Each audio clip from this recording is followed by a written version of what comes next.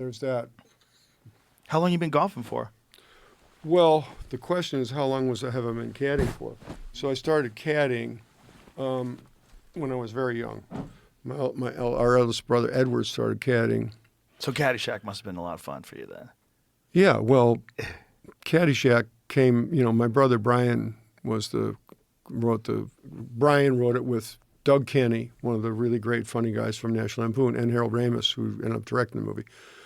But all the golf stuff is all Brian's, memories of caddying. And the whole golf story comes from Brian, sort of.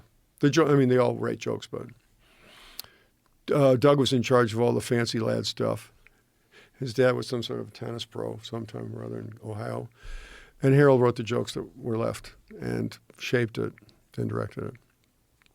So you started off caddying. Yeah. And I then started you as a started shag boy, which doesn't even exist anymore. What is that? There's a thing called a jam boy, which I don't know if it really exists.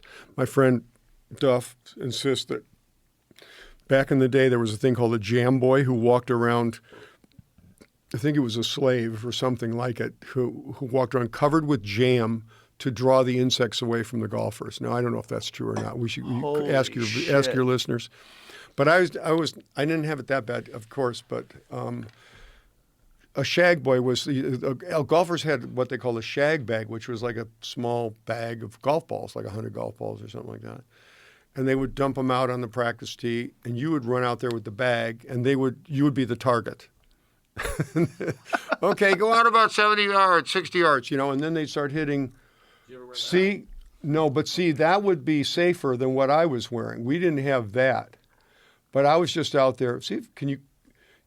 But I was definitely out there, and they would aim at you. And the thing was, it would last for an hour or so. And, I was 10 when I started doing this. So your mind would wander, and occasionally you'd hear like a ball land next to you or really close. I never got conked exactly on the head, but I definitely got hit on one bounce on any number of times. But you were just a target. And then he'd wave in the next club, and you'd go like 7 iron, so you'd have to back up a little farther and then farther.